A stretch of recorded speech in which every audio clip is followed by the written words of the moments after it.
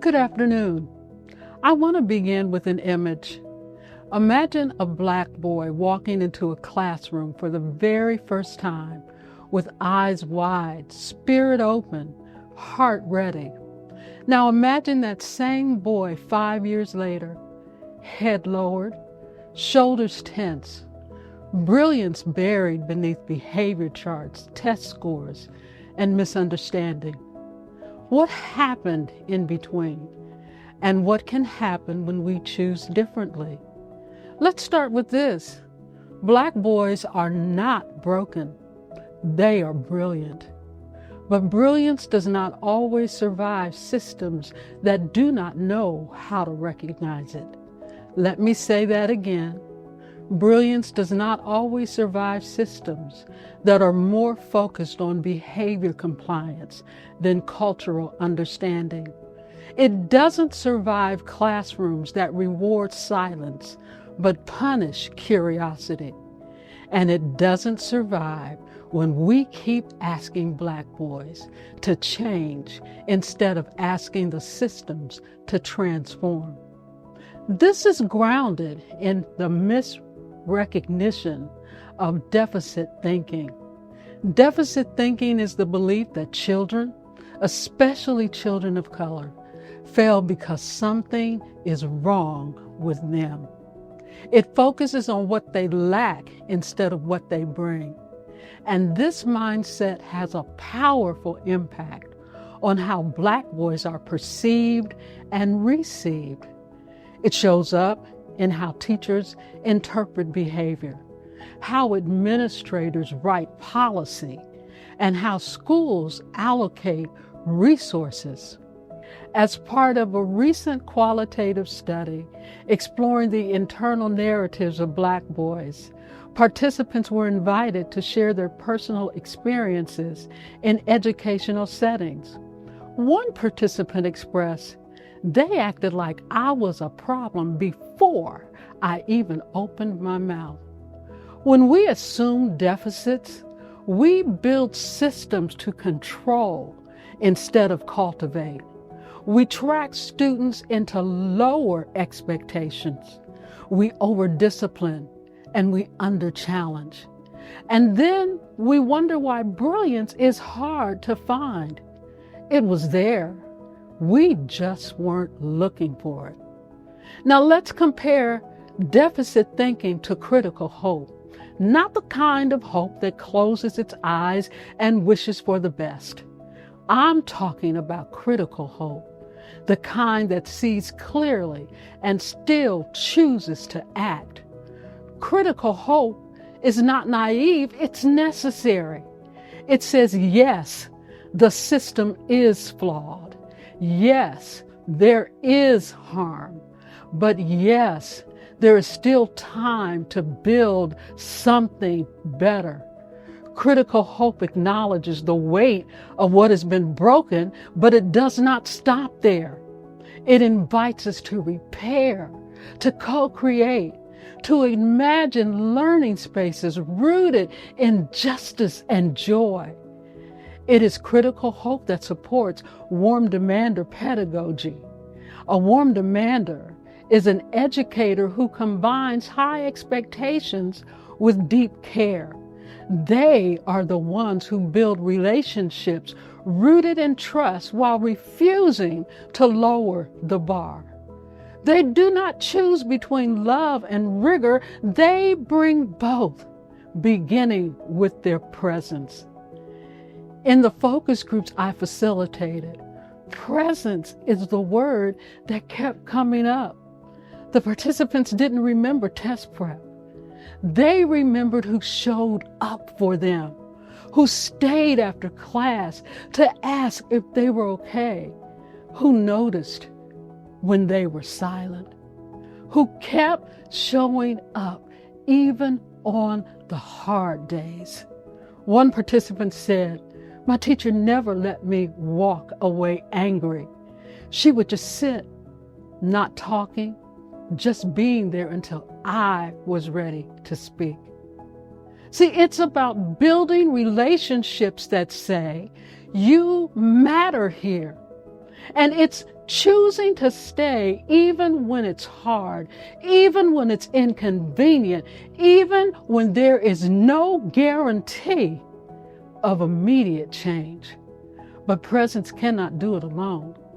If presence is the foundation, then high expectations are the scaffolding. And this is where warm demanders play a critical role.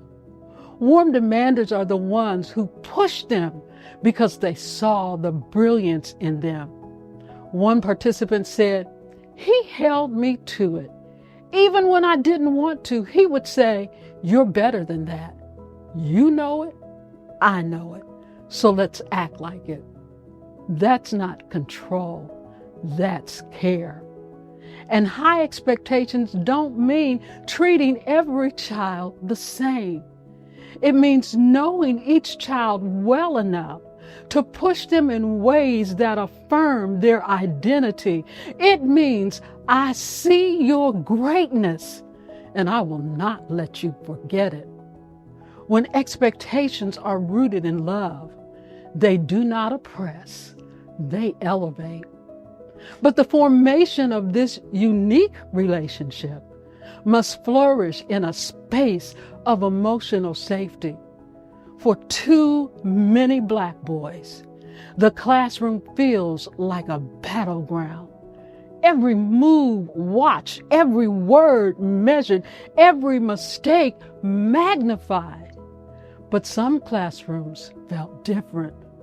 One participant said, "That was the only place I felt like I could breathe." Breathe. Not defend, not decode, just be. It was a place of emotional safety. Creating emotional safety means understanding that children cannot learn in fight or flight.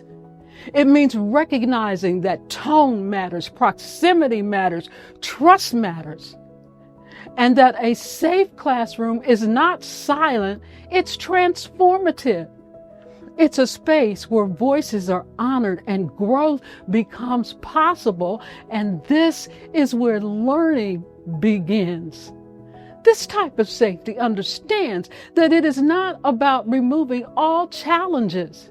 It's about ensuring that challenge comes with care. When students feel safe enough to risk failure, they also feel free enough to reveal their true selves. That's when identity is affirmed.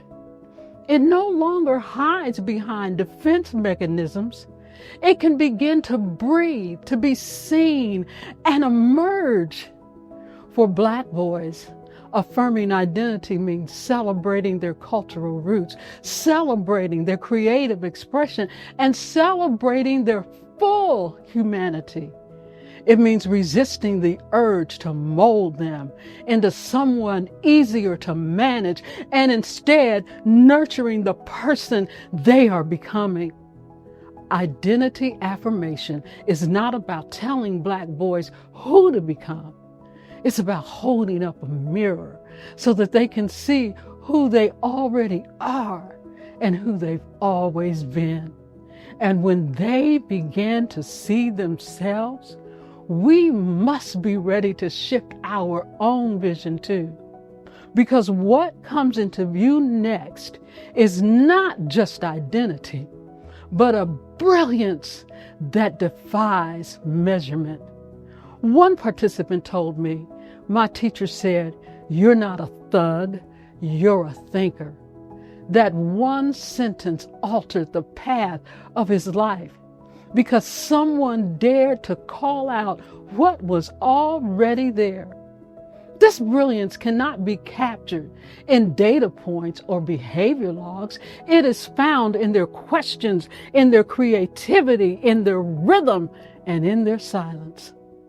But brilliance does not thrive when we lead with suspicion instead of curiosity. When a boy is quiet, ask what story he's writing in his head. When he resists, ask what fear is hiding beneath the surface.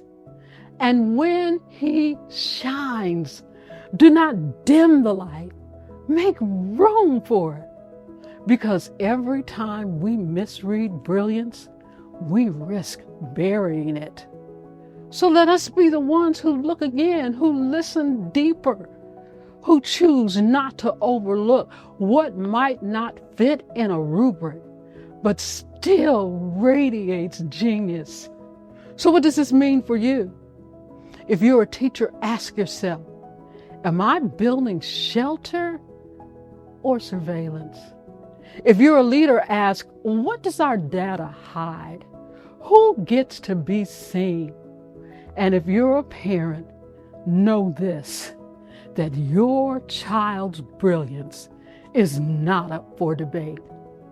And if you're listening and wondering what is your role is to listen harder, to love deeper, to believe louder, because it's not only what we teach, it's what we model, what we protect, and what we refuse to ignore. Black boys are not broken. They never were. They carry history. They carry rhythm. They carry brilliance. Our job is not to fix them. Our job is to clear the debris so that what is already there can rise. And when it rises, we all rise with it. That's the transformational work of the warm demander. To see what others overlook, to stand where others have stepped away, to believe when the world has stopped believing. Warm demanders do not rescue, they remind. They do not impose, they invite. And they do not give up, they stay. They help Black boys remember what the world tried to make them forget. That they are not problems to be solved. They are possibilities to cultivate. They are brilliance waiting to be witnessed. Thank you.